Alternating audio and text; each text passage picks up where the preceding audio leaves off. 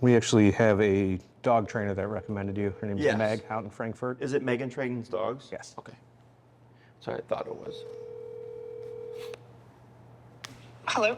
Hey, I'm here with Jesse. You're on speakerphone, just so you can be a part of it as well. Oh, okay. Sounds good. Hello, hello. How are you? I'm good. How are you? Good. So yeah, he resource guards. He has bitten my wife. He's bitten my mother and father-in-law on their hands. He's a really well-trained and obedient dog.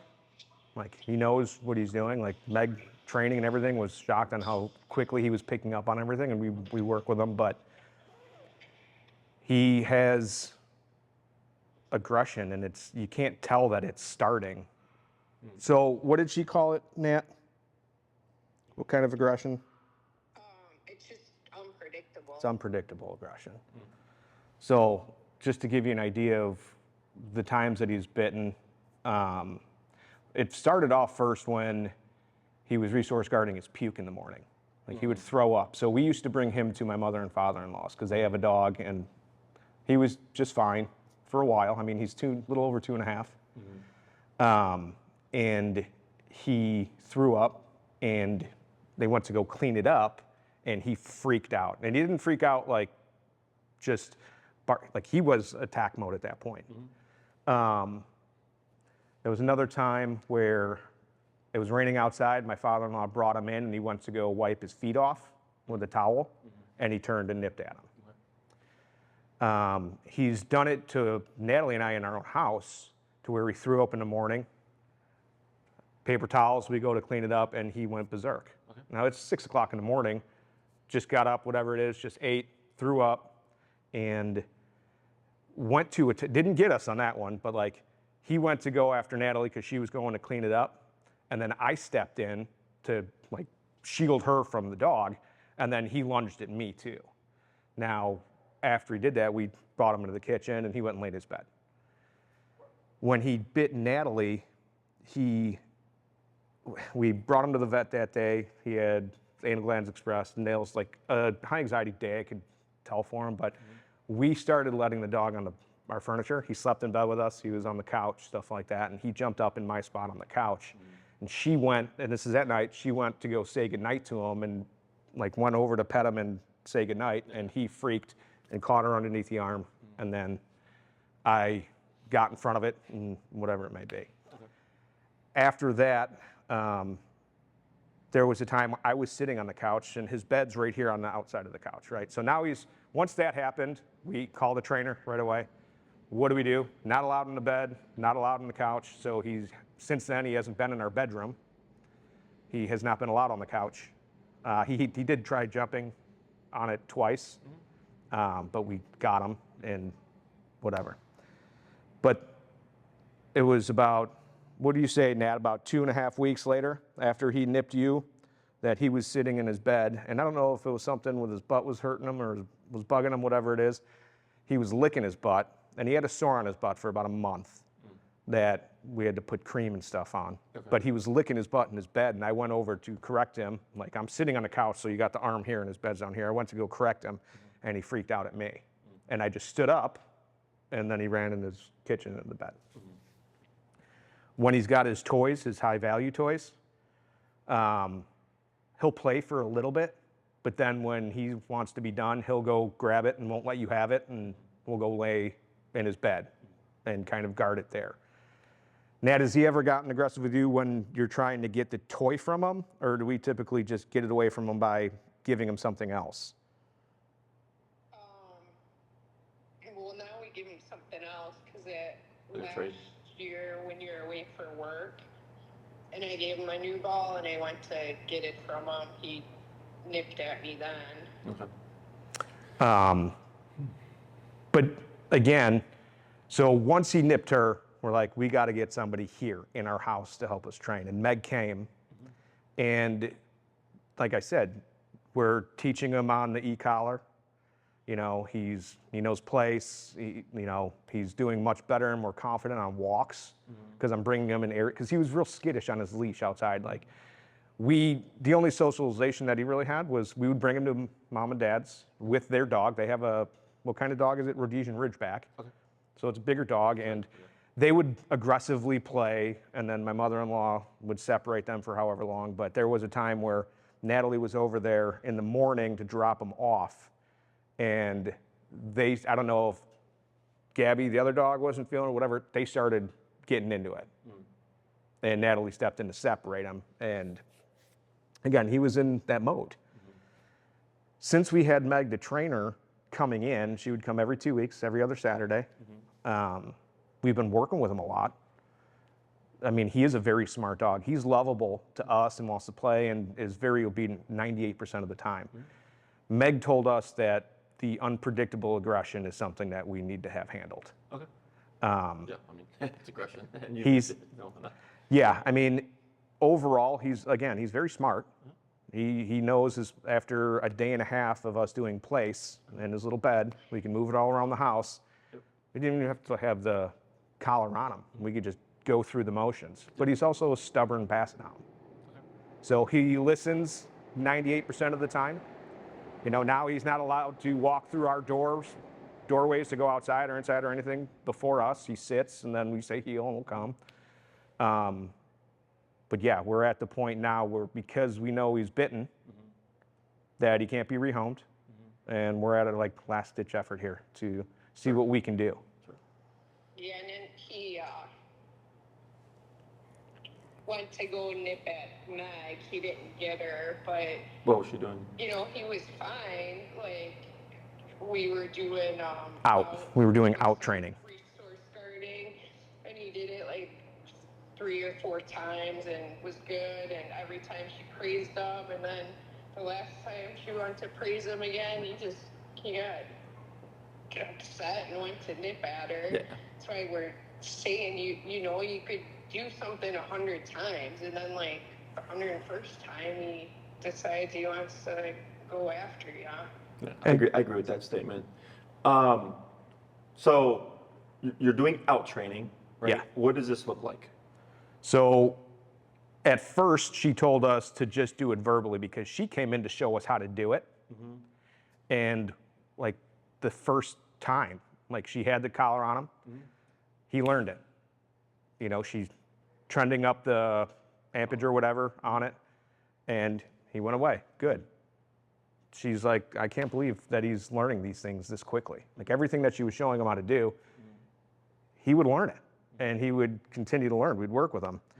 So at first she said, don't do it with the e-collar, just do it verbally to him. So we would start, you know, playing with the toy, stuff like that. And normally we would use drop it if he had a toy in his mouth. Yeah. And he would drop it if we were playing. Yeah. Until he didn't feel like playing anymore. So we started doing out, and we did that a few times. After she left that time, we did it maybe once a day for a week and a half. And then she's coming back and she's going to work on other things. So we started doing out again with the collar, and we were putting treats on the floor. We went and grabbed like a new ball and his old ball that he loves to play with, and things that have, you know, he's trying, that he would normally protect. And he was doing really well. Since then, I've just done it verbally again, because once, like 3 or 4 times in, he went to nip, like he didn't like it or whatever. We stopped training at that point. So we've been focusing on. That was the end of the session. That was the end of the session. I mean, we were getting to the end of our session anyway, but then we sat and talked for about 25 minutes. Sure. Just to kind of, you know, debrief and talk about what just happened, because when that stuff happens, obviously emotions get, you know, to a point where it's just one of those things where we sat down and we just kind of calmed it out.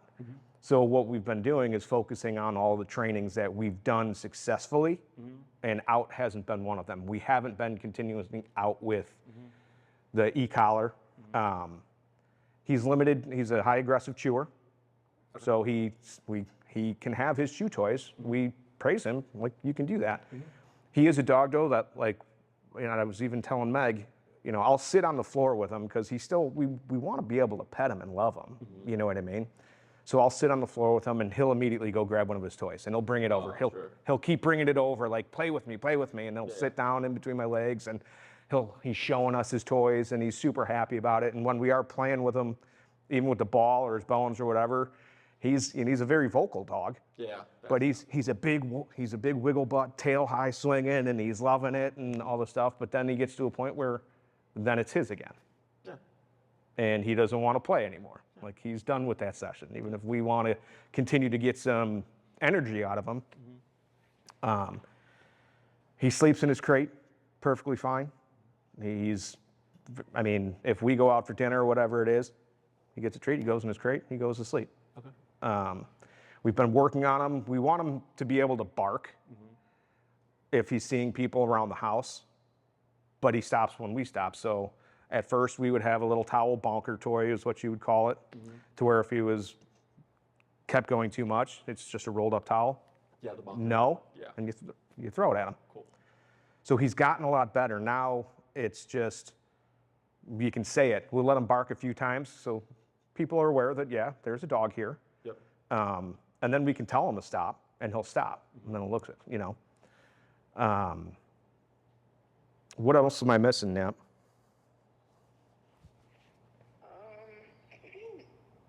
Well, it's the only other thing is with his ears a few times. Yeah, so obviously Basset Hound ears. He threw up the one time, and obviously after eating, he dragged his ears through it. And my mother-in-law normally was able to go in and clean his ears. Yeah. I don't know how long after, she cleaned up the puke and everything that he still had some on his ears. It was a little bit later. I wouldn't say an hour, maybe a half hour. My mother-in-law was in their laundry room, which is a small, long laundry room. She went in there to clean his ears, and he had that reaction again. Okay. And freaked out and like pinned her in there. Oh. And I've always played with his ears, my fingers in his ears. I've always played with his mouth and his paw, or all of his paws and stuff like that, to make sure that he knows that this is okay. He's never really gotten aggressive at the vet, but I always tell them after we had a couple incidents, like, make sure you muzzle him. If we're doing nails or anything like that, just muzzle him. Yep. It's for safety. But what makes us afraid is the uncertainty, because again, 98% of the time, he's a great, lovable dog. He's obedient. He's getting a lot more confident on his walks, to where he's constantly checking in with me to make sure that, we're okay. If he hears a loud noise, I just heel, and then he's looking back at me, and it's like, yes, good boy, and we keep going, kind of thing. Do you see that skittishness in the home? Is he skittish at the house? No, he kind of, So if you're outside on a walk, a car backfires, right? Is he like trying to escape it? Is he like? He used to.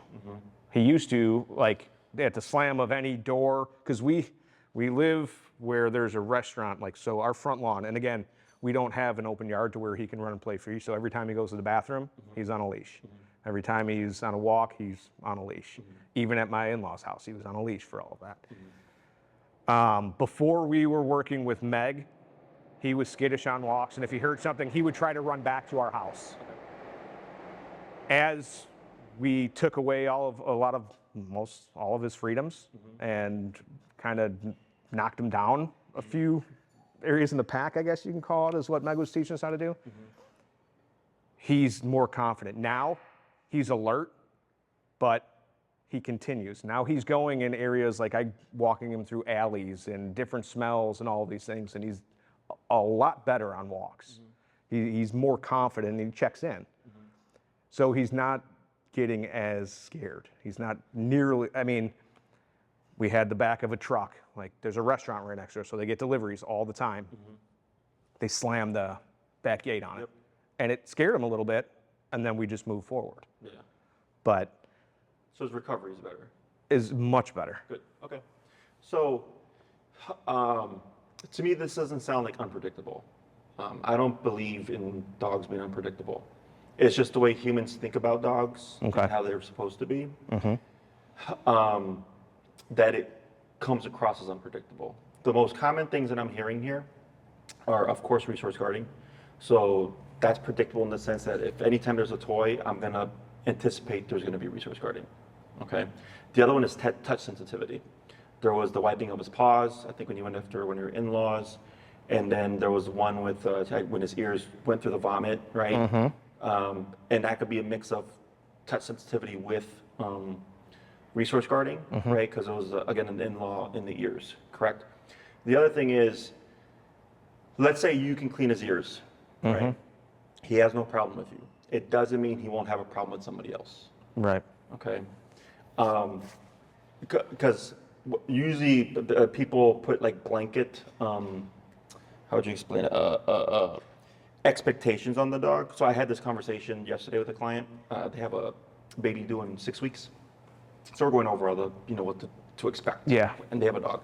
And their dog had reactivity issues both towards humans and dogs. So there's obviously concern there. And they're like, when could my dog, and when could we just trust them together? And I go, never, at least not unsupervised. And you're watching very carefully because dogs see kids as puppies, right? So the kid could be 2 years old, it could be 8 years old, it could be 14 years old, right? And if they do something that the dog goes, that's not acceptable from a puppy, they're gonna nip and bite. Does that make sense? Yeah, they're kind of telling them, Yes. you can't do that. Correct, but they're like, but we can do it, right? We can take his food away. We can, pet him when he's on the couch. I go, right, you can do it because he sees you as adults, but he's not gonna see your child as an adult. He's gonna see him as a puppy for years. Yeah. Because we mature very slowly. We're puppies, by 6 months, dogs treat puppies as adults, okay? And at a year, dogs are considered adults, but at 2 years, they're fully matured adults, okay? But dogs correct their puppies as young as 3 to 4 weeks in the litter, Puppies start to learn what's acceptable and not acceptable from that age. But most people don't see it that way. It's a puppy, they don't know any better. I'm like, no, you can teach them because other dogs will teach them. And that's usually where a lot of problems stem from because then that puppy goes unchecked, right, for a year to 2 years, and now we have reactivity, or we have aggression, or we have all this, all these issues, anxiety, fear. So then people come, they're like, yeah, this started at this age or whatever, and then we thought the dog would grow out of it or what have you, and it's just gotten worse over time. I'm like, right, because it's gone unchecked for so long, and now it's become like an integral part of the dog's habit. You know what I mean? So the other thing is just being able to read dog body language. It can be like the most subtlest thing before the action. Most people don't have the eye to be able to read those little nuances, which is where people get into the territory of like unpredictable and stuff. But the most common thing that I hear that you're telling me is resource guarding and touch sensitivity. Okay, so there was one example you gave. Let me think here.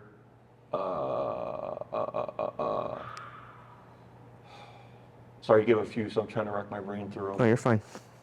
There was one that you gave where it was like, when he went after Meg, okay? Yeah. That to me sounds like frustration. It sounds like frustration. Like you said, he could do a few reps and then he's kind of done, right? So, like if I'm doing out training, I'm not praising.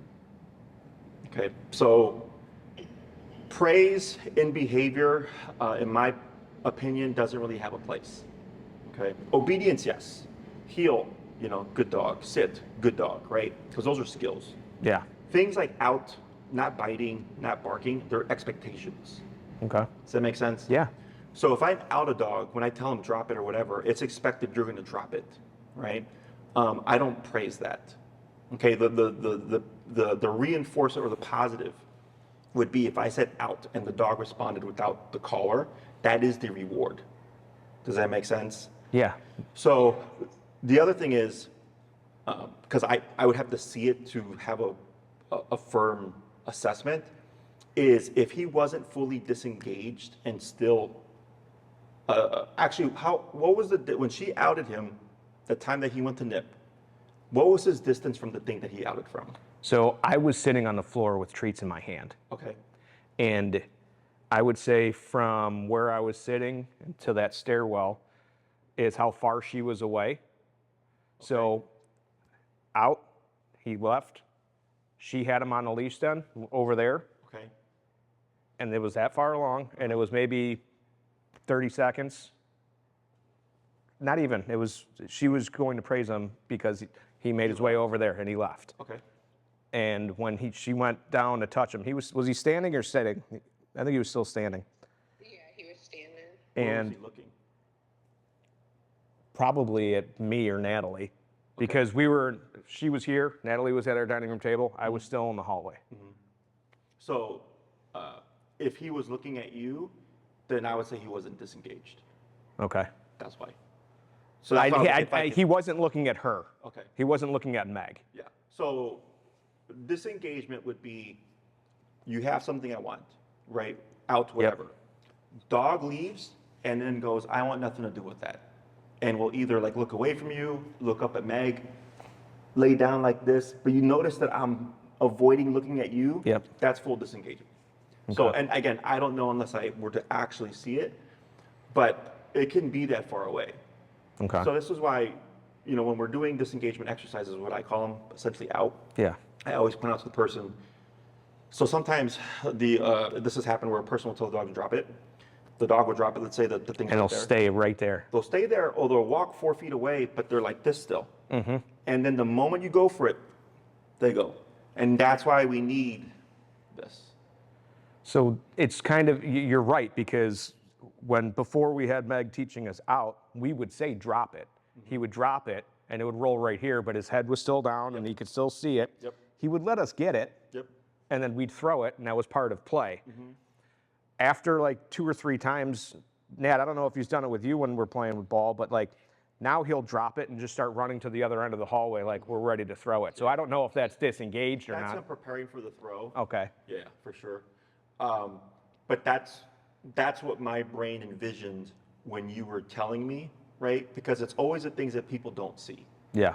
But I've done this for 15 years. My specialty is aggression. There's nothing, I'm not going to say nothing. It's very rare that something surprises me, where I go, well, I have not seen that before. It's Right. very rare, okay? But that's what I would imagine happened, okay? So unless you can see that, it's going to look unpredictable. Does that make sense? Yeah. Dogs, a human can be unpredictable, right? A human could just be walking by you and just go, I'm going to punch you. Right. Just out of nowhere, for no reason. Dogs don't do that. Dogs don't do things for no reason. Dogs are driven by instinct. Dogs are driven by reactions. Okay, so there's not in my opinion, such thing as a proactive dog. Okay, you're proactive. Oh, we need to find an answer for this dog, otherwise we don't know if we can keep him. Right? You're being proactive. You're going out. You're finding people. You're interviewing with them, doing consultations, emailing, talking to them. Right? Trying to find the right person. Reactive, and we're partially reactive too, right? Oh, my dog bit me. I need to find a trainer. Does that make sense? Yeah. Like it can be both. You can wake up one day and decide, I want to learn how to play guitar. Yep. And then go on Google and find a guitar teacher, right? You can both be proactive and you can be reactive. Somebody says something to you that's insulting and you get angry. That's reactive, right? Dogs, in my opinion, are purely reactive. A dog doesn't wake up and decide like, you know what, I'm going to be a good dog today, okay? They respond to what's happening at the moment. So prior to your training with Megan, skittish on the walk, right? Here's something would startle. You did some training, and he's reacted to the training. Now he's less skitty. Yes. Make sense? Yeah. If vomit's on the ground, and you're too close to his vomit, the reaction is, I'm gonna guard it now. He's not sitting there thinking, oh, just try to touch my vomit and see what happens. You know what Right. I'm saying? He's not proactively going, I'm going to bite you because you're getting Yes. too close. Yes. He's reacting to what's coming in. Yes. Okay. Oh, there's vomit on my ears, and you want to look into my ears? I'm going to react to that. Okay. So, dogs are what I call on or off. Okay. So earlier I mentioned if I know a dog resource guards things, when that thing is around, I'm going to assume they're going to guard it, right? So like let's say vomit's here, he's where you are, okay, and I'm by the black doors over there, so I'm like 30 feet away, and your dog has a 15-foot threshold. Okay, that means at 15 feet is when he triggers. I walk from 30 feet to 15 feet, right? I step out of 15 feet, acts like nothing happened. Like they literally just turn off. Have you seen, there was a viral video on TikTok. It was they look like Malinois. They're behind an electronic fence, right? And they're going after each other when the fence is closed. And when the fence opens, they stop. They both shut off, yeah. And it closes and they start fighting, Yeah. right? That's what I mean by on or off. When the fence is closed, they're on. Barrier aggression turns on. When you remove the barrier, barrier aggression turns off because there's no longer that catalyst. Does that make sense? Yeah. So, and I see this, so I know, like, okay, I got a resource guarder and I know his threshold's 5 feet. As long as I stay out of that threshold, we're not going to have a problem, right? So that's me working around the problem. But then we have, well, I actually need to actively address this problem. And that's where training kicks into play. Yeah. But the understanding of dog behavior and how their brains work is what allows me to avoid the problem when I'm not prepared. So like we get some dogs that get dropped off for training. They could have some human issues. We can't just go in and get them from the kennel. Right. So I always go and like I'll put my foot like this on the kennel gate to see if they trigger. I have one right now. He's the 4-week board and train. It's a Frenchie. Does not allow the owner to have a life. It's super territorial, right? So I did this on the fence. Hyper aggressive with the barrier aggression. Okay, so I was like, all right, well, you're not going to let me go in there. We've done 0 training, and I need to get you on a leash and collar, right? So we have boat hooks, and then we can slip a leash on the boat hook, and I can go in. So if he attacks anything, he's attacking the hook. Yeah. So I can leash him up, and then once he's leashed up, and I bring him out, I'm then able to put his equipment on. Sure. Okay, and then that takes more just understanding, just like skill and stuff like that, right? And then now that we've trained him, or he's now 2 weeks into his board and train, he's cut the aggression. Right? Because I was able to correct it now. But in the beginning, I have to know what I'm doing because I have to somehow get a leash and collar on this dog. Yeah. Right?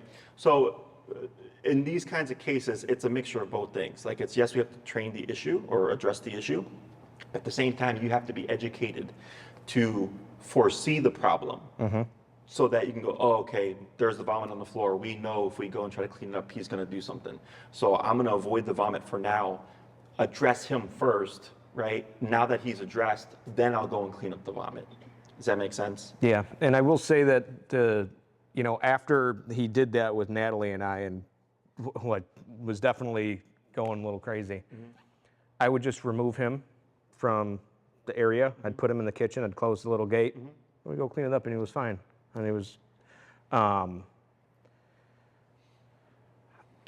there was things that Meg told me to make sure you knew. Like I brought all of his papers, and I mean he's been to the vet. We've got records of everything he's been through. But For the behavior stuff? no, Just health stuff? just all his health stuff. We bought him in Indiana, Macy, Indiana, which is like 2.5 hours in the middle of Indiana, very rural. She thinks that she did make the comment like he might have a screw loose because we bought him from a breeder. The breeder has a great Facebook page and all these things. And when we went to go pick him up, we had to go to a different address. It was a little trailer. He smelled like a barn. We walked into an old rundown gun shack that we filled out all the papers. We asked the guy, so how do you feed him? You know, how much do you feed him? When do you feed him? Well, I grab a coffee can and I fill it up, but that's for 6 puppies. So he was free fed. Sure. So she's like, yeah, it's probably a scam. Like you bought a purebred, but they didn't let us meet the parents. Okay. Like literally we pulled up, he's like, go drive back down the driveway to the area, I'll bring the puppy out. He just walked out with the dog and put him on the floor, and that was a transaction. Yeah. Well, a lot of breeders are, like I know a large part of the puppy mill industry, from what I've heard, is like Amish, because they see animals as livestock. Okay. So like for us, we see dogs as family. Yeah. Right, but for them, they're just like it's livestock. So a lot of like breeders come from, which explains the barn smell, maybe.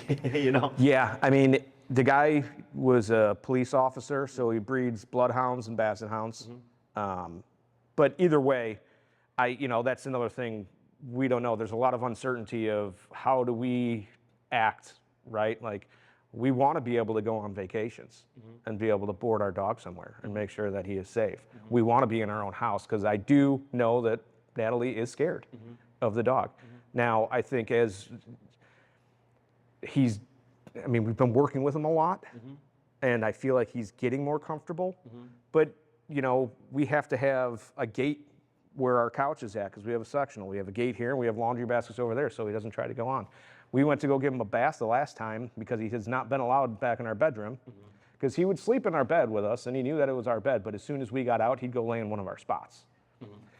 So we wash him in our master bedroom or bathroom, and I had him on a leash because I'm not going to let him up on the bed.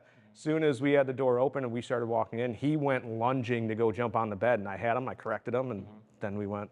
Was it like on a prong collar or just like a leash pop? Prong collar. Okay. We've So had him prong on and e-collar. we've had a prong collar on him since day one, since we started training him. We took him to another training school, Canine College. It's in Elsip, Illinois. And of course, he takes first place in his training there.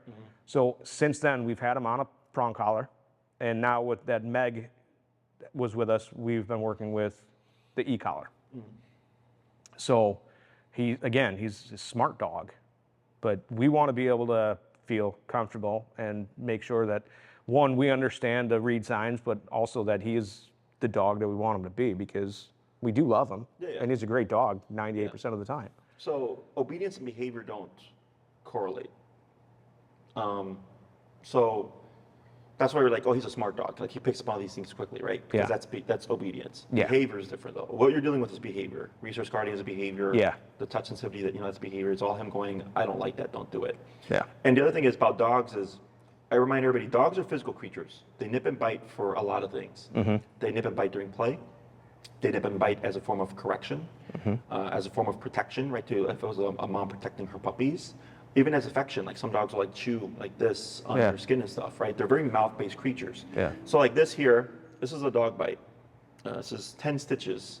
It was a Great Dane, which always surprises people because Great Danes are known as the gentle giants, right? And I tell everybody, any dog with a mouth and teeth can bite. It's just whether or not, if they're put in a circumstance in which they feel they need to bite, right? So this dog was a year-old, unneutered, had destroyed their front living room and bar space, chewed up the bar, chewed up their couch, chewed up the doorknobs, chewed up the drywall, chewed up everything, okay? Untrained. He did a 4-week boarding training. This was in September of 2019. And his training, I did a quick session with him, did really great, did really well.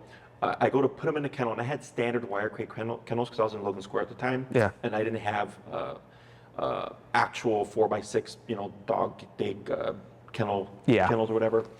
And I hadn't had a dog that big. So I was like, well, let me see if he'll even fit in the kennel that I have. So I go to bring him into the kennel, and he freaked out, and he looked up and then bit me, okay? Because he's like, well, I don't know what that is. I don't want to go in there. I just met you. I'm stressed out. I'm going to stop this. He bit me. Yeah. Okay. They pick him up. I told him he's not aggressive. He's not human aggressive or anything like that. It's just he freaked out because he didn't know what I was trying to do with him. I was like, let me heal up, kennel train him in the meantime. And then they brought him back a couple months later. I trained him. He wasn't an issue ever. And he still comes for boarding. Okay. It was just all the wrong things at the right time. If that makes sense, and I didn't take it personally. And they were very concerned. They're like, oh my God, is our dog aggressive? Is this going to be a liability? I go, no. I was like, he'd never been trained before. He's in a new place for the first time in his life after a year, right? I was trying to put him in a kennel, and he's like, I don't know what that is. He's like, I don't know what to do here, so I'm just going to stop you by biting you. It's a dog's, one of the primary forms of communication, which is why the prong collar, that's why it looks the way it looks. Right? It's meant to mimic teeth. E-collar, I like to call it a bite on a button, because when trained correctly, like the dog should perceive it like a dog bite. So I can tell the dog, like, you're not going to do that, or to do something. So it can be both a deterrent, but then also a motivator. Okay. Right? So if I tell a dog to recall and they don't recall, I can use the collar to motivate the dog now to do the recall. And then the deterrent obviously is like, oh, there's my puke, I want to guard it. No, you're not. So it does both things. Okay. Yeah. So I think part of, and a lot of time, part of the issue is just understanding dogs don't think like we do. You can give them all the love in the world, all the best care in the world, take him to the best vet, feed him the best food, and he'll still guard his food from you. Because people are like, I don't get it, Jesse. I do everything for this dog, and like he guards my own bed from me. He guards my own food. I'm like, right, because he's an animal. Yeah. And also it's instinct. So the breeding background to me doesn't matter. Okay. I don't think he has those screws. I think he's a resource guarder. Okay. And this happens very young. That just didn't come up till later. And then what happens too is if he resource guards the first time and he gets away with it, well, now he's incentivized to do it again. Yeah. Does that make sense? And he's also a bit of a bully. That's exactly what Meg said. Yes, he's a bit of a bully because of these things that he's gotten away with. So it's created a pattern. Okay. Now you essentially have to bully him back, but in a way that he understands instinctually as like another dog. Does that make sense? Yeah. Because obviously you're correcting him and you're doing a lot of things, but he's not understanding it in the way where how would you say, he's looking at it as, oh, I have to respect you. Like the dog walking behind you through a door, I could care less about. Gotcha. Okay. Dogs sleeping in beds with their owners, I could care less about unless there's an active problem there. So for example, I have couples where like the husband will go to the bathroom in the middle of the night, come back to the bed, and if the dog's in the bed, the dog will then guard the bed from the husband, right? So then I'll tell him, I can't make your dog like him coming back into the bed. So in that case, the dog's just not allowed in the bed when you're going to sleep. Yeah. Does that make sense? But in other cases, I get clients that have leash reactivity or resource guarding, all that stuff, and they go like, oh, like I eat before my dog, and I invite my dog up on the furniture. They're not allowed without invitation and stuff, right? But the behavior's still there. I go, right, because it's not tied to the behavior. Does that make sense? Yeah. So if you want to keep doing it, I'm fine with it. Like, it doesn't bother me. But I don't look at those as solutions to the problem, because if they would have worked in the past, because I've been doing this for 15 years, then I would just have people do it. Right. But I never told anybody that. Okay. Question on any of that stuff? No, I mean, again, I think you're right. I mean, what does it look like? I mean, overall, we want a happy dog. We want a dog that we can bring places and not have to worry, I guess. The training. What would be the worry if you took them somewhere?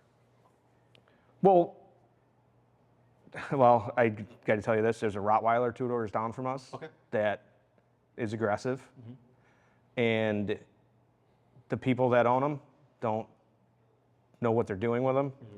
What I don't want is, I was at the vet, the last time I took him to the vet, we were just sitting there, and he's typically like, he'll get scared and he'll shake, and that's just, he's loading, it's like there's a lot of energy there. We can go in and do all that stuff. When I came out of the vet last time, there was a puppy boxer in there, and he wanted to go smell, and I learned real quick that tension on the leash is not working. Right. And I had him sit, and I turned to go give the lady my card to pay for it, and I put some tension on it. He started like barking. So reactivity. It was reactivity. Okay. Yeah. Sure. Okay. I'm not worried about that. That's easy. But we're at the point now where we don't want to have to close everything in our house off to where he's only got this much. But we want him to be able to lay on the floor if we're sitting on a couch and not have to worry about it. We want to be able to, even if I have to keep the gate in, like he now knows that he's not allowed in there. He knows he's not allowed on the couch. He knows he's sleeping in his crate all night, and he's fine with it. But I want to be able to, like, I don't know, take him to a park if I want. I just started bringing him to I brought him the other day to the forest preserve by the house, just so he can get some new smells. Yeah. And he knows free, like if he's on heel, he's right here, he's staying. If it's time to go potty or something like that, it's okay, free. And then he goes and he smells and does his thing, and we worked on that there. I just want to make sure that, one, she is 100% comfortable and doesn't have to be nervous or scared to be in our own house. But I want him to be a normal dog to where we can, bring him somewhere if we want. Bring him to a family member's house. Is it the reactivity that deters you from being able to take him anywhere? Like, is the reactivity bad? Because what I'm picking up mostly, the issue is the resource guarding, right? But now we have one instance of reactivity. Has there been several instances of reactivity, or as of him barking at other dogs? Well, he's not around. I mean, he's perfectly fine with the in-laws dog. Okay. Would you say 98% of the time? Yeah, They're friends. They're acclimated to each other. Okay. We don't bring them around other dogs. Like if we're on a walk and again, just in the last month, I'll be on a walk in the neighborhood and another dog will be walking, and instead of like being skittish and nervous, now he's checking in, and I just said, okay, we're gonna leave. We're gonna walk somewhere else. We're gonna get away from the situation because I don't know how that dog is. Sure. And I don't want my dog to be attacked and then my dog attack back, stuff like that. So I think there's a lot of stuff that I need to learn as well, to make sure that he's a happy puppy. Well, so don't worry about him being happy. Okay. It's either your wife's going to be happy or the dog's going to be happy. Does that make sense? Well, I want her to be happy. Happy wife, happy life, right? You heard that, right, Natalie? yeah. Dog comes second. Yes. Okay. So it's funny because a lot of my clients that care the most for their dog and provide the best for their dog struggle the most with their dog. Okay. Why do you think that is? Because they're afraid that they're going to hurt their dog's feelings, or they're going to, I mean, what do you think? It creates a relationship where the human is catering to the dog. Okay. If we're catering, we're not the leader. If we're not the leader, they're the leader. If they're the leader, they can tell us what they like and don't like. Yep. Right? So if once you start asserting yourself in a way, again, that he understands and respects, he's going to start changing how he thinks. Yeah. You know, so like here, it's a slow day. It's a Monday. I have like 20 dogs here, but he's here, like it's fairly quiet. The big roaring barking that you heard is my neighbor's dogs. Okay, we can have 50 dogs here. It's just as quiet. Okay, you'll get the occasional bark, you'll get the occasional whine. There's dogs playing, and people are like, "Really, you have dogs here?" I'm like, "Yes." It's a structured daycare. We don't allow barking, we don't allow whining, we don't allow any misbehaviors, no reactivity, no aggression, none of that stuff. We correct it all, and that's what allows me to have this, right? And there's people that don't like it. There's people that come like, oh, but I want my dog to have a good time and be happy. I'm like, they are happy. It's just not the, ooh, baby, you know, cutesy, you know, fluffy, everything's pretty. It's not, because that's not what makes dogs happy. What makes dogs happy is knowing that someone's in charge and they don't have to worry about anything. Yeah. You know? So, but if you're trying to make sure that he's happy, but then also your wife is scared of him, then I go, I don't care if you're happy or not. My wife's going to be happy, and you're not going to terrorize us anymore. Yeah. And it's not you're being mean about it. Right. It's just a different way of looking at it. You know? Yeah. There's no yelling. There's no forceful hitting. I'm not throwing a dog across the room. If the dog will be corrected at 25 and responds perfectly and is giving me the respect and everything that I'm looking for, I'm at 25. Yep. But if I have to be at 127, which is our max power, then I'm at 127. So the dog's Snooky. And it's on our Instagram. My wife put up a little short video. By the third day, I had his aggression done. Okay, first day, I go in. I had already done a little bit of training with them, obedience-wise, and I went to challenge his aggression. So I go in with it's a falconry glove. It's with the birds of prey, right, to protect my hand. And I go to touch him, and he starts attacking my glove. I started at 35 because that's where roundabout his number was for obedience. Yeah. And I worked my way up all the way to 105. Okay, took about 10 to 15 minutes. At 105. He was still being aggressive, but I could see he was questioning it now. Came back day 2. Guess where I started? 105. 105. Yep. With the touch him. That was about a 2 to 3 minute conversation. And then the rest of the 8 minutes didn't do a thing. Day 3, I go in. I was at 95. One correction, and it was 5 to 10 minutes of I'm not gonna attack you, right? Because I was coming in where he needed me to come in, and he's a 35-pound dog on a collar meant for a Rottweiler. And he's at 105 to deter the behavior. But that's why I got it done so quickly, because most trainers tend to dance around the problem. They want to be as low as possible, and that's what prolongs the process. Now, I'm not saying we're going to come in and then be at 100 for your Basset Hound or anything like that. We start low, we work our way up, but we have to find a number that he respects. That even when the collar's not on, he's like, you know what? I'm gonna decide to do the opposite of what I typically do. Right? Because sometimes things happen where something falls on the floor, maybe you vomited on the side of the couch, you don't know it's there, right? I had a client, their dog, when they would give them a bone, their couch was against the wall, and the threshold was next to the couch.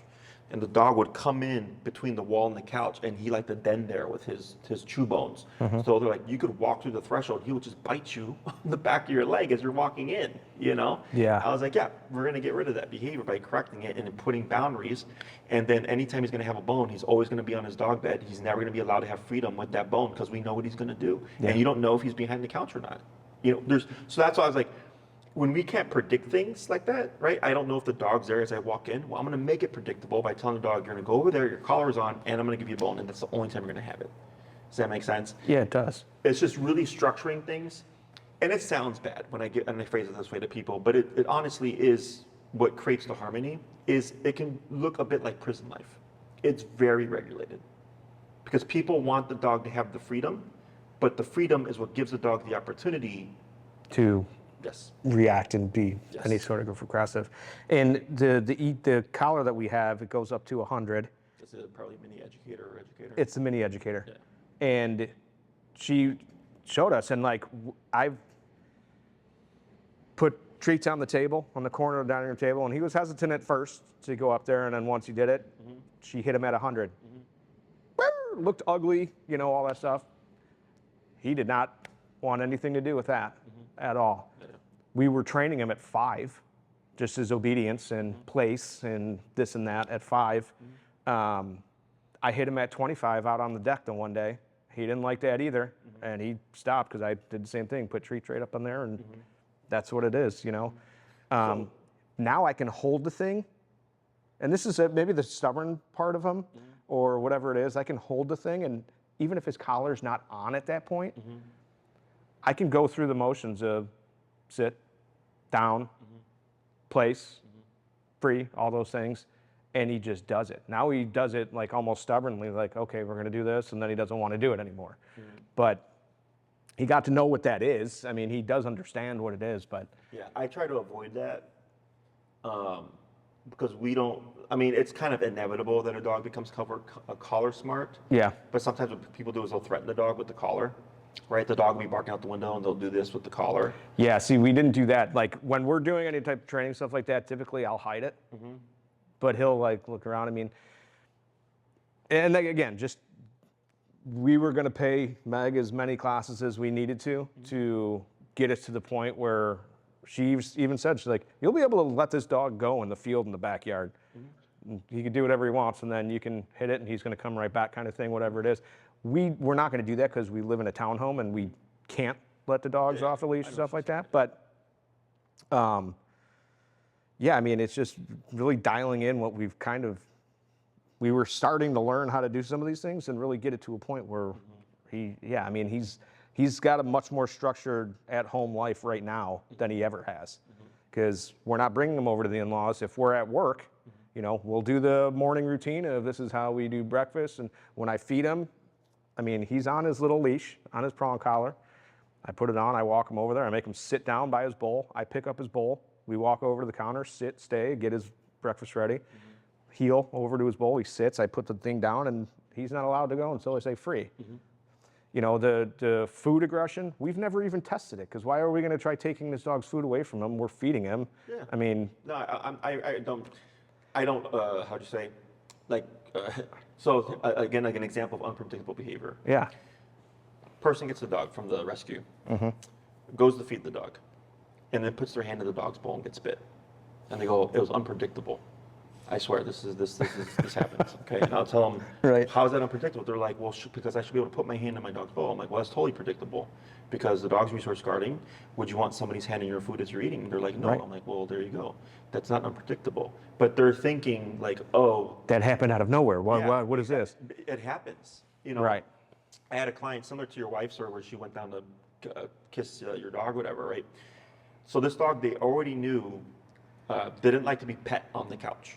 Okay, and then also when they would take the dog to the dog park, whenever a dog would sniff her face, she would become reactive and like snap at the dog. Okay, so I'm like, okay, so she doesn't like this either.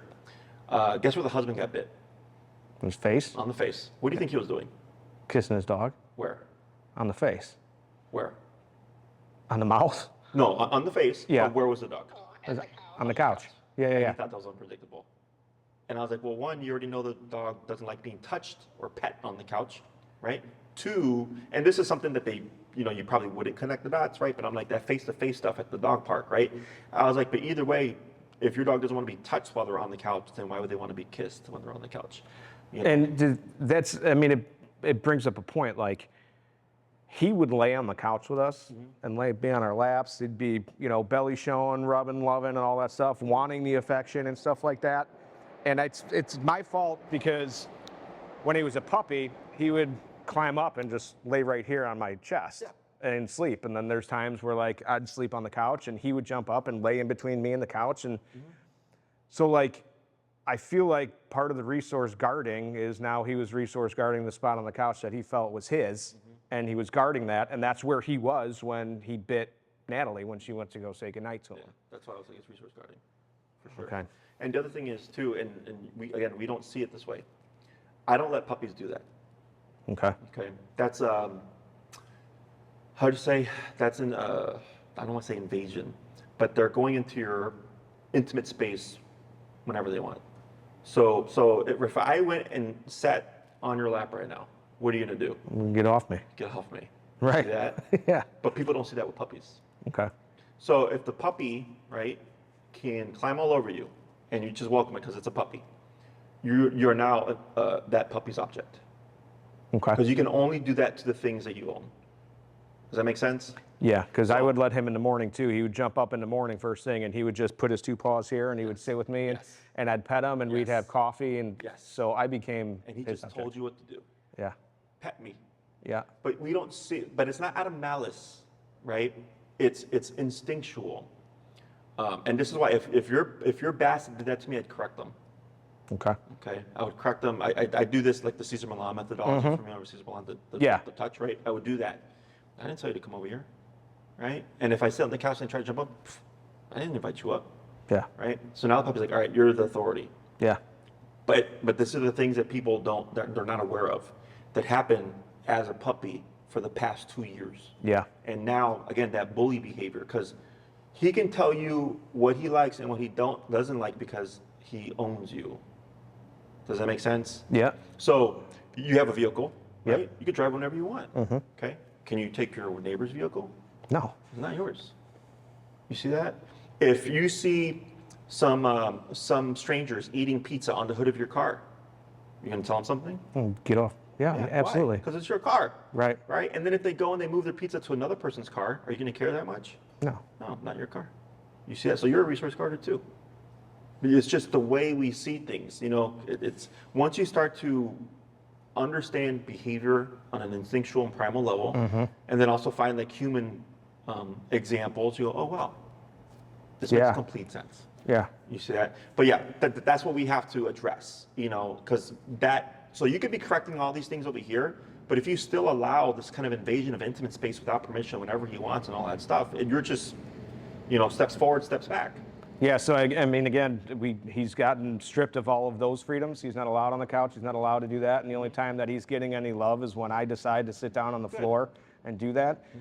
But I also need to make sure that he's at a point where he understands that she can do whatever as well. Like, because I don't think he's afraid of me. I think he obeys me more.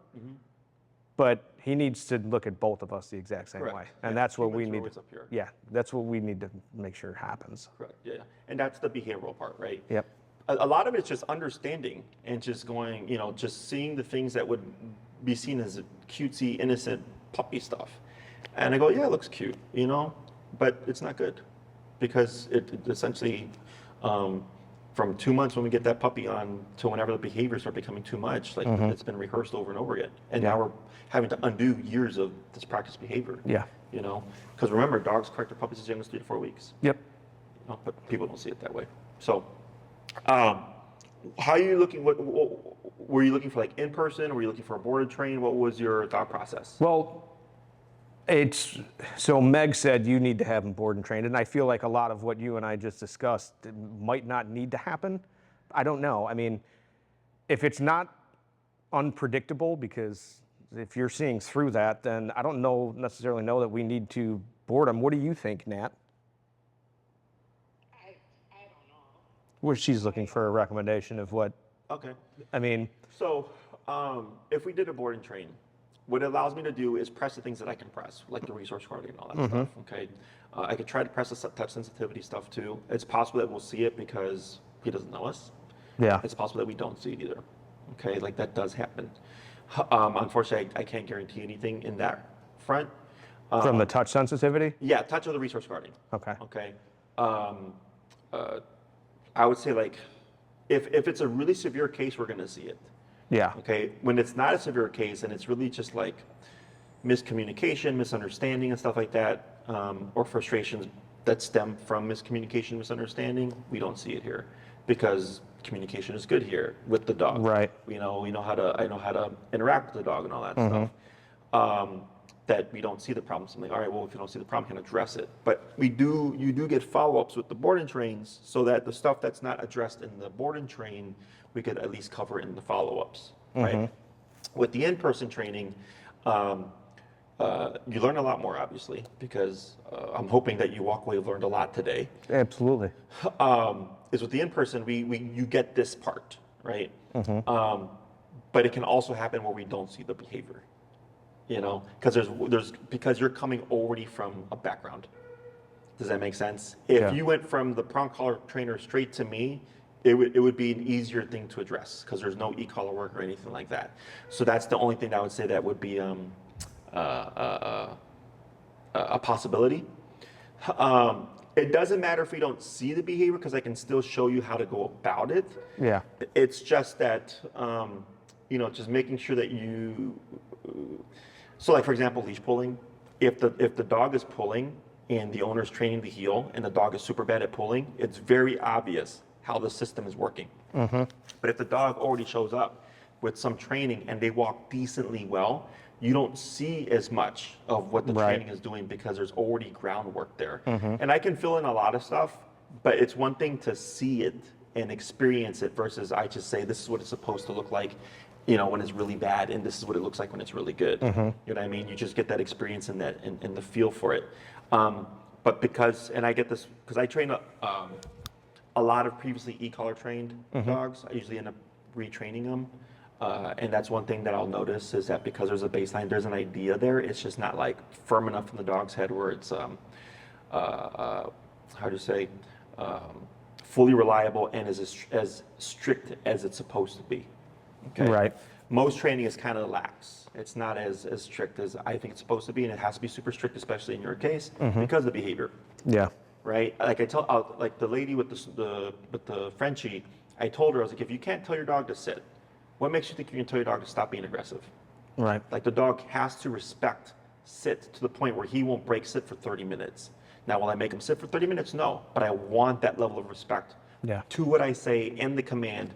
Because if he takes me that seriously, then when it comes to stopping the aggression, he's gonna take me seriously there too. Yeah. So the obedience is like a window to the behavior stuff, but then we also have to address the behavior stuff as well. So, okay? Yeah. So, I mean, if from the standpoint of we've got a foundation, we've got a base of a dog that is listening because he listens to both of us when we are telling him to do the things that we want him to do. I feel like maybe both situations or both scenarios of a board and train and in-person training, you might not see as much as, I mean, I don't know.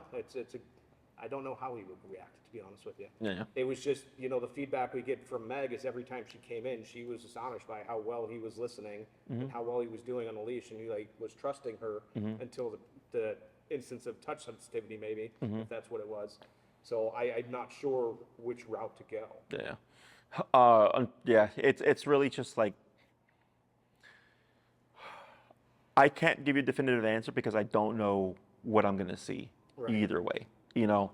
I mean, so like, is there a possibility where we do some in person, and after you see something, would it then move to, okay, yes, we are gonna have to board him and train him, or how does that? He doesn't come across to me that bad. Okay, trust. I get some pretty bad dogs. Yeah.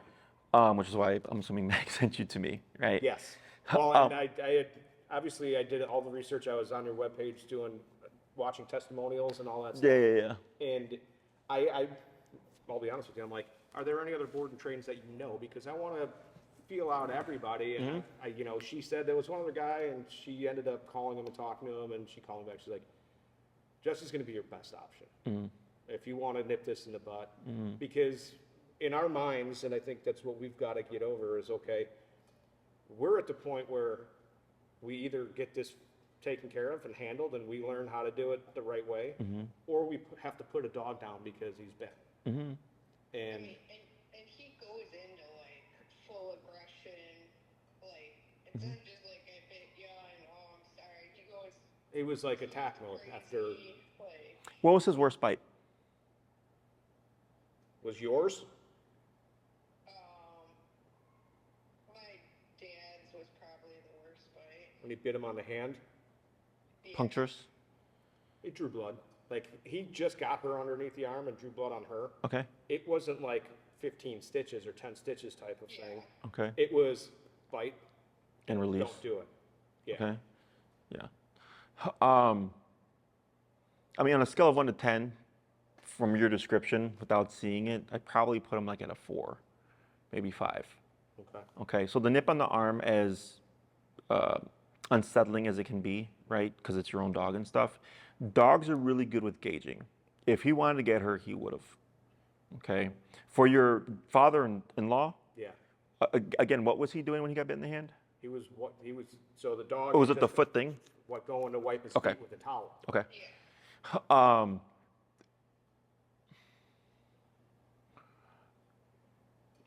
I'm just trying to gauge if that was, no, I mean, that's full intention for sure. I've seen things as far as muscle tissue being ripped out of a human's arm. Okay, like that's the gauge that I use. That's why I say like on a scale of 1 to 10. Yeah. And like the other thing would be, anytime the dog bites, right? Consistently, if the dog is biting bad every single time, that's a serious dog. Yeah. If we have 10 instances and we got grazes and we got bruises and we got like Yeah. that, but never any punctures, then I'm like, all right, that's a scale of 1 to 2. The dog's doing a lot of warning bites here, but nothing with full intention. If we have 10 bites and 9 of them are of like kind of the warning bites and little grazes, and then one's a good bite, then I'm like, okay, well, to me, yes, he's going into aggression, but he's not fully confident, is how it kind of comes across. That's exactly what Meg told us. He's not a confident dog. Yeah. And Well, yeah, the that's what we skiddiness started- and stuff. That's what we started working on, is trying to build his confidence with her and I as the owners, the leaders. Like, and we haven't. I mean, he hasn't like continuously gone and bitten. In the 2 times that I've seen him aggressive, like he was going to go into attack mode, he would. Like, I remember the first time that she bent down to go clean it, and he freaked out and like lunged up at her, and then I turned around and he did the same thing to me, and he was barking crazy and stuff like that, but he didn't bite either one of them. Didn't follow through again, correct. When he did the craziness for me on the couch, he didn't like it, and now you're making me realize he was telling me, I'm gonna fucking get you if, sorry, swear. No, you're good. But I stood up and like started going at him, and he shut down and he went away. Yeah. He went in the kitchen. Yeah. But I think, like, again, biting the mother and father-in-law, and even Nat, he wasn't trying to rip her like arm off, and he didn't, like, once he did it, I stood up because I was sitting on the couch too, and then he was still barking and stuff like that. And then he got off and he went away. It's not like he continued to go aggressively try to just maul her. Yeah. Yeah. But you say you're starting to connect the dots now. Yeah. So it really comes. So one thing that I tell all my dog owners, especially in your case, right? If you're gonna have a dog, you're gonna get bit at some point. Now, obviously, here there's an issue. Yeah. Right. This here, you see this? That's my own dog. Okay. Okay. This was actually about a year and a half ago. It was November, December of 23, because my wife was pregnant with our son. And I remember because it was a very stormy night, torrential rain, and it was after our baby shower. Came home, had to let the dogs out. We'd been gone all day. My dog, my pit Lexi, who I've had for 15 years, was in the corner shaking. She hates storms. Okay. And I'm like, well, we gotta go, because it's been all day, right? So I go behind her to start to forge her out of the corner, and she was so stressed that day that she turned around, jumped up, and got me here. Okay.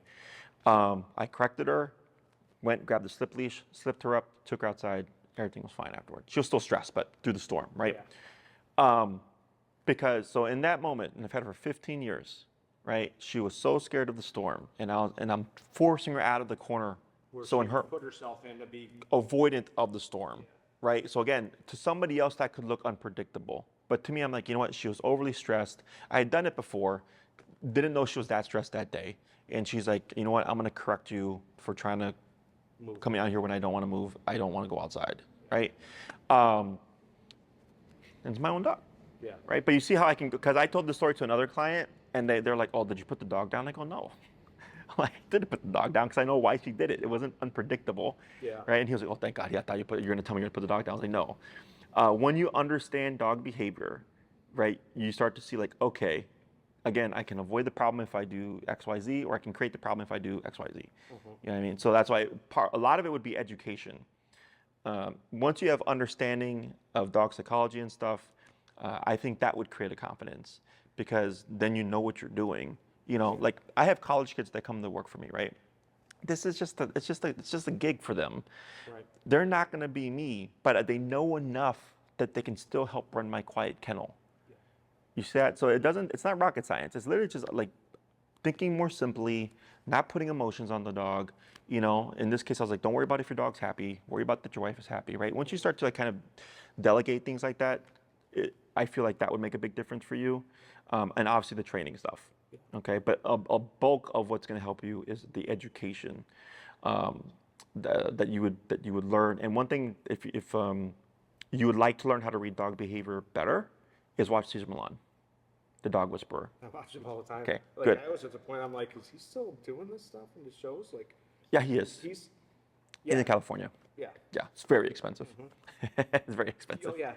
So I remember a 3-day, because I was going to do a 3-day, 4-day like internship thing with him. It was 10 grand. Okay. And then I ended up going to my mentor in Miami instead, and that was 10 grand, but that was for 3 months. Okay. And I was like, best decision I ever made. Because 3 to 4 days with Cesar for 10 grand versus 3 months of like in-depth go in and do that stuff. Yeah, big difference. And best decision ever made. But I'm a big fan of Cesar. And that's actually, and I tell everybody this, how I learned how to read dog body language.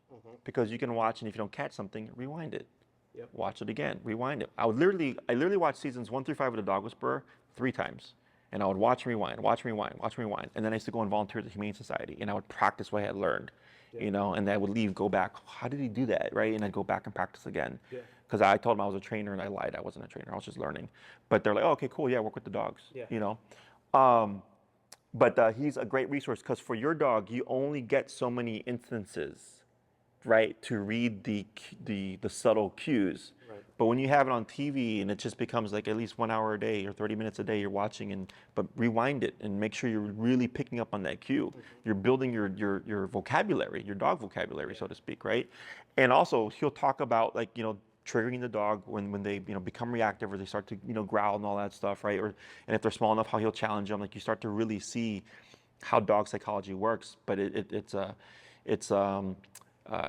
the press of a button. You know, it's anytime you have a moment like, you know, learn some dog stuff today is a great help too. Because like when you told me the Meg story, remember, with like that she went to praise him and he snapped at her, and she's like in my head when you tell me these things, I can see literally what's happening. So that's how I make sense of things, because I've done this for so long. I know what to expect. So I'm like, okay, that sounds like the dog probably didn't disengage, and you're still resource guarding. It could have been touch sensitivity due to frustration. It's one of those two things. I could give you a guaranteed answer if I could see what was happening actually, but in my head, that's how I'm able to come to the conclusion. So when I say stuff to you, right, it's maybe hard in the beginning to envision it. So when you have a resource and you go, oh, this is what Jesse was talking about, it helps you connect the dots. And then if that happened with your dog, oh, hey, boom, boom, boom, everything starts to connect. And like, okay, cool, I know what to do here. Okay. So it's a possibility that I could challenge him in a board and train if he's that bad, or not that bad, because he's a 4, but like, I mean, like, put him around some food. I have a bite suit. And I can put on the bite suit and actually actively come into his personal space. That's not how I recommend that we do things, but it's more so I can force the problem to address the problem. You wouldn't do that. It's more so me just going, okay, this is what they're talking about, and this is like the only way that I can draw it out, okay? But again, there's a possibility that he doesn't do anything. Right. But that's one thing that I could do with the board and train, okay? When it comes to the in-person stuff, we would have to review things that he's already learned. I don't know how Megan conditions the e-collar. Everybody conditions differently, okay? Everybody uses it differently. Everybody thinks of it differently, okay? So there's a few things that have to happen obedience-wise. I know he has obedience, but I have to make sure he understands the collar the way I use it. Okay. Does that make sense? And I also use the Doctor brand. I don't use the e-collar technologies brand. Okay. Okay. How big is your Basset Hound? What's his size? 48 and a half Okay, pounds. so he's not too bad. So the mini educator is meant for a 35-pound dog and under. Okay. Okay. So he'd actually, if I was using the educator system, he would be on the regular educator system. And I think the big one is like the boss. Okay. Whenever I deal with aggression, I just tell people get a high-powered collar.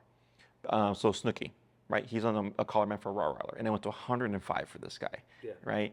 But you would see him, and any other trainer would put him on a mini educator because a size appropriation.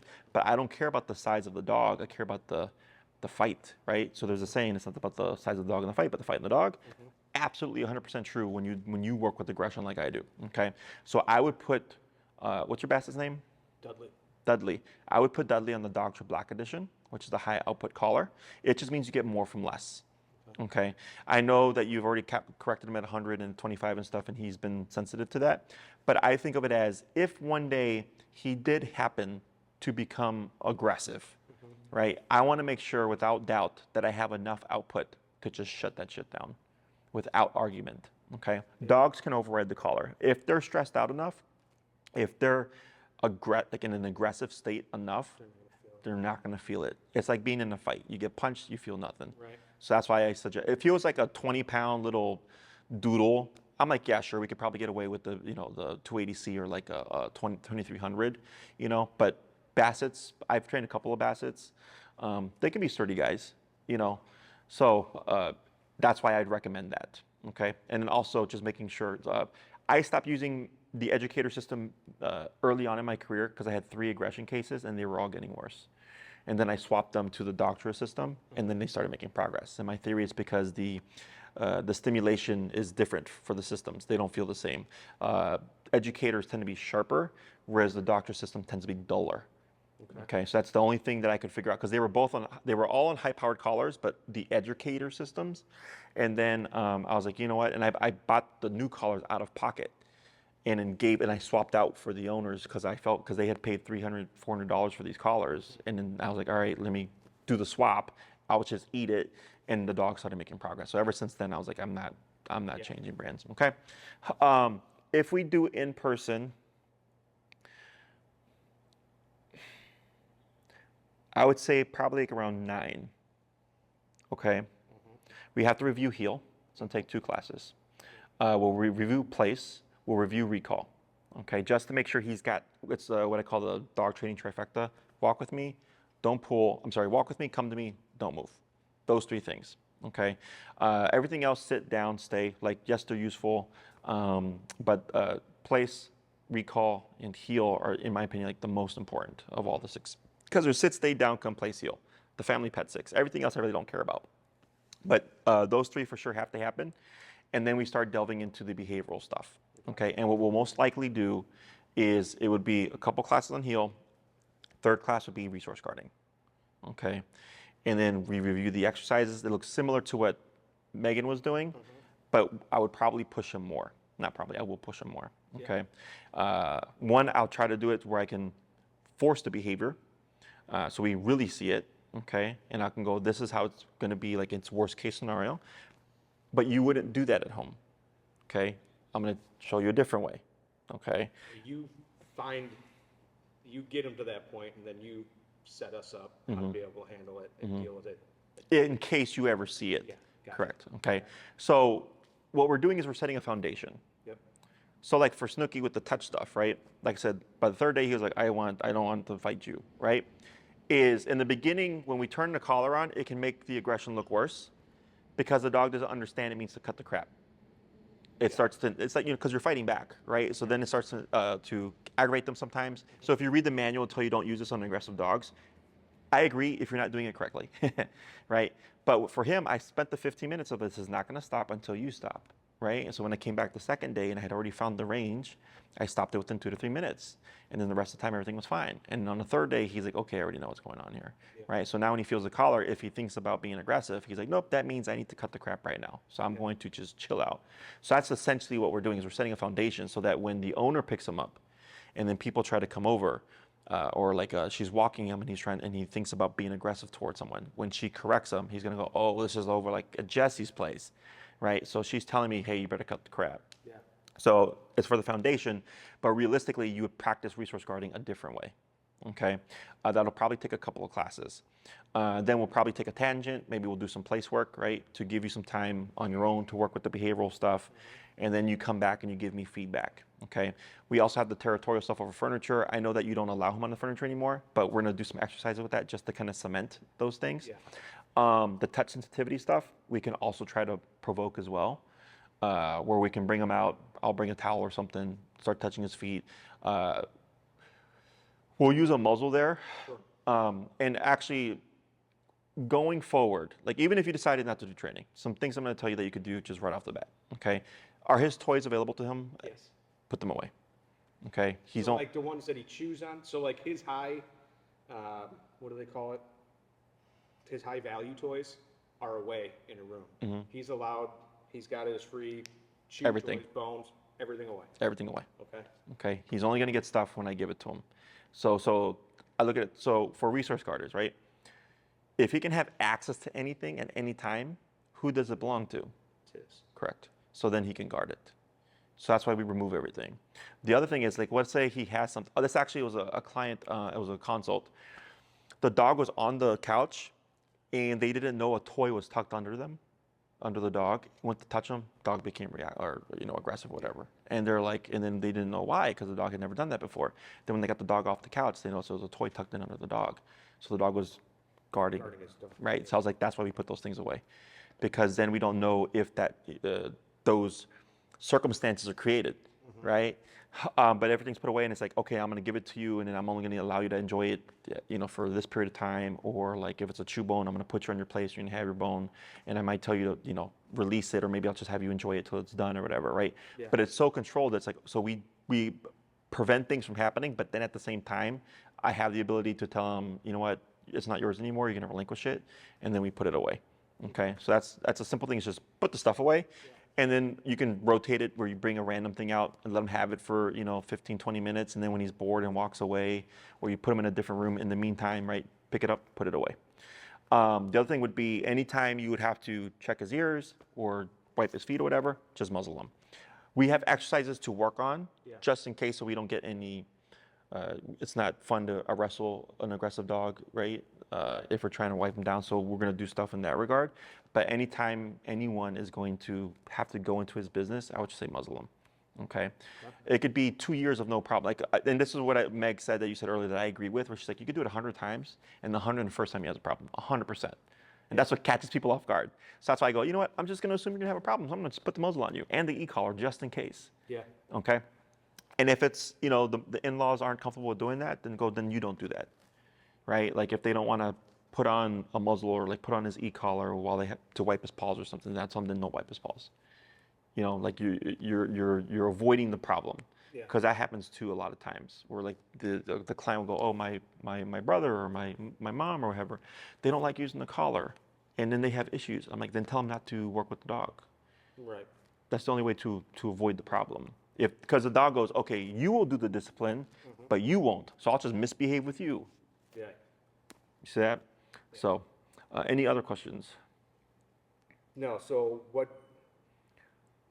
And then you'll send me a breakdown of what. Can you send me a breakdown of both what we would look at for in person and then? Yeah, for the board and train, I put you at 2 weeks as a minimum. Yeah. You're welcome to do more. With the board and train, everything is taught over again, like all the commands, sit, stay down, come place here, whatever. And then I film everything, and then you get a video. And then I'll try to press like I'm pressing with Snooki. Like the things I'll try to force as much as I can. But if I don't see anything, then unfortunately, then it ends up being the follow-ups. Right. Yeah. So in person, you learn a lot more. Con is that it takes longer. Pro is you just learn so much more. Board and train, I get things done in a shorter amount of time. So that's a pro. Con is, I may not see the behaviors that we're dealing with. Which then will just turn into more follow-ups and correct. Training as well. Yeah, so it's kind of like, do you want to save money up front and then do the in-persons and put the time and effort? And that's also, I believe, for Natalie, correct? Yes. Where she would get the most confidence from, because it's you doing everything. In the in-person? Yeah, in the in-person. I'll come in, there's some stuff that I'll have to do, mm-hmm. right? But like you would have the remote. Yeah. You know what I mean? Like, so if like I bring a bowl of food out and I put my bite pants on and I take the leash and I bring him over and I'm pressing him and stuff and he becomes aggressive with me, you're the one that's going to be correcting him as I coach you through it to shut it down, right? Because that's how you gain the experience. That's how you gain the confidence, you know? With the board and train, you don't have that. It's like, here's your final product. And then we have to transfer everything, you know? And he's going to... Then us learning it all through. Kind of on your own, technically speaking. Like at least with the in-persons, you have me guiding you. Right. Whereas we're at the board and train, it's like, okay, here's all the information, and then you watch the videos, pull what you can, and then you have to do it on your own. Now, you can always use a follow-up for me to work with you, right? But then we only have, if we do a 2-week board and train, you get 3 follow-ups, okay? 3 one-hour follow-ups. And then there might be only so much that we can get in those 3 follow-ups. You know what I'm saying? Because I'm not worried about your dog because I've been doing this for 15 years. Right. You're worried about your dog, right? So that's why I was like, you need the experience. You need the understanding of like how to stop a behavior, again, how it turns on, how to avoid, like all those things, okay? So, but you have both options available to you. Okay, 2-week minimum if you do a B&T, and the longer the program, like a 3-week, you get 5 follow-ups, a 4-week, you get 7. Okay, and then you get a video for each week that we have the dog. And then it's really focused on obedience stuff. And then if there's behavioral issues, I try to press them. Yeah. But if I don't get anything, then I don't get anything. Okay. Right. So you could always do the 2-week and then the 3 follow-ups. And then if you feel like you need more in-persons, you could do that. Or you could just go, you know what, we're gonna do this ourselves up front and do the 9. So it's 9 classes in person? Yeah, once a week for an hour, correct. Okay.